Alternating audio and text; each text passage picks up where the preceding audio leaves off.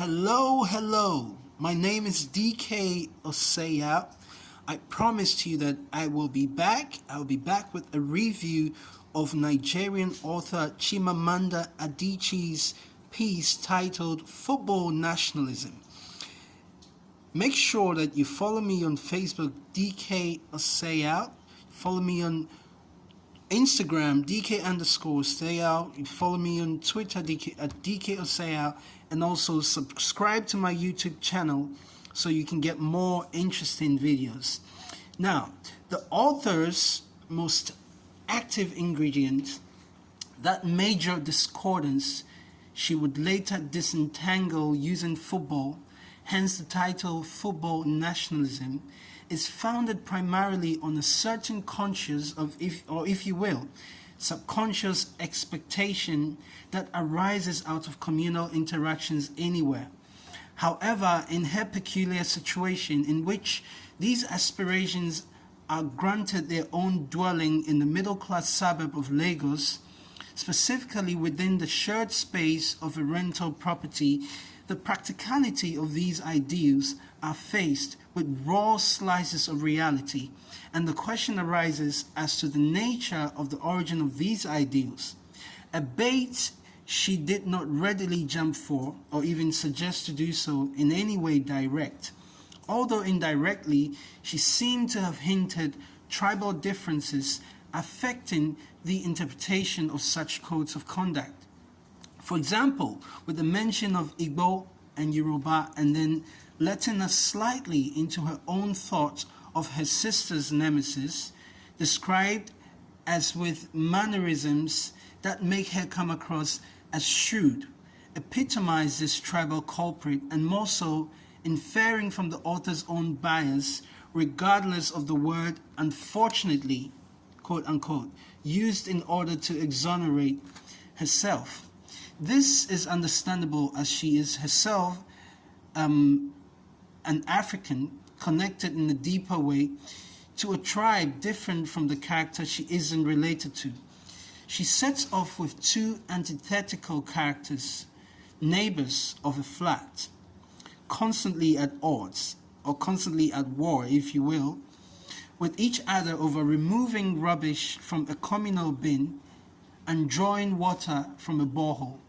Whereas she uses one to suggest how unrealistic collective expectations may seem in the not-so-traditional context, the other she employs in steering around all of its consequences, and in so doing lets her readers into what psychologically could be implied to occupy the role of the more responsible one.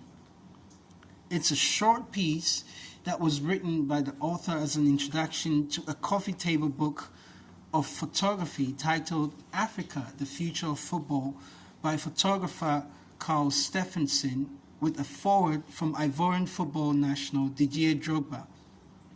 I could boldly say that according to the facts of the various key components of the body text of this piece, the aforementioned was the most chance she awarded herself to demonstrate a unique perspective as a writer. For example, the characters she created were the most detailed in this part of the story. The setting she opened with, beginning July of 1999, was not really peculiarly established or developed with any clear intent of making it play a determinant role in the story. Rather, we see her transition from the two neighbors to a more complex form of characterization she termed, quote unquote, we, hinting on her plan of roping in football.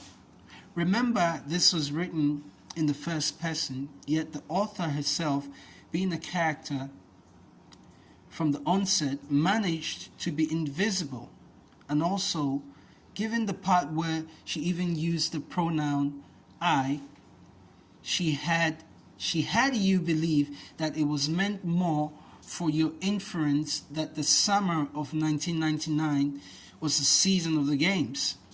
However, when it came to dealing with communal character, the communal character we, she plays a prominent role, going in and out of invisibility to allow others in the collective to shine, like the cousin whom she accuses, well, like the cousin who cusses the footballers, and then she talks of herself sitting with a bottle of Sprite. I quote, "It was already night in Nigeria, and I, too superstitious to hope, I looked at the darkness outside and told myself," unquote. And before this, she had described that on the day that the Nigerian national team played, sister, brother-in-law, cousin, quote unquote, we sat in the living room, I quote again, sat in the living room eating corn and drinking soft drinks, talking till the game started. Then we fell silent, also in quotes, in quotation commas. She added, the part, "then we fell silent," thrown in immediately after talking till the game started, is something strewn all over her work. The perception of achieving beauty by use of balance, either in agreement or in opposition, simple yet powerfully an effective strategy. This has something to do also with her creation of the two feuding characters, a responsible one and one irresponsible. It was her art, employed in maintaining excitement or pulse, if I should say, leading on to the climax of when Nigeria finally won gold. Outstanding among these, however, is how consummately she used the collective character of quote-unquote we to explore the shared psyche of Nigerians, as opposed to the joint pneuma of the earlier we, sister, brother-in-law, cousin, before the game. She interestingly spun terms such as cautious optimism to help navigate this collective character as she drew more towards her goal. She used another aspect of this same vital force of falling in and out of love based on how the tide of the game changed to make her point about what she later described to be fleeting nationalism. As they played, I quote, "As they played better and better, our optimism became less cautious," unquote. I quote again, "Excessive nationalism," unquote, guarding against getting caught up in a euphoria, among other things, depicts the lengths she would go with we. That's the character we. This idea of us, I quote, "this idea of us, which occasionally widens," unquote, its inclusion, which occasionally widens its inclusion of other Africans, such as Ghanaians, was how the author would eventually resolve the tensions between the two neighbors, and further led to her penning a moral and also a conclusion that sports allowed us black Africans, that's I quote, "sports allowed us black Africans to address both political and historical grievances, and that rare chance to feel an unadulterated pride." Thank you very much. I hope you enjoyed the review. Look forward to many more reviews of interesting books from authors, African authors, and authors from all over the world.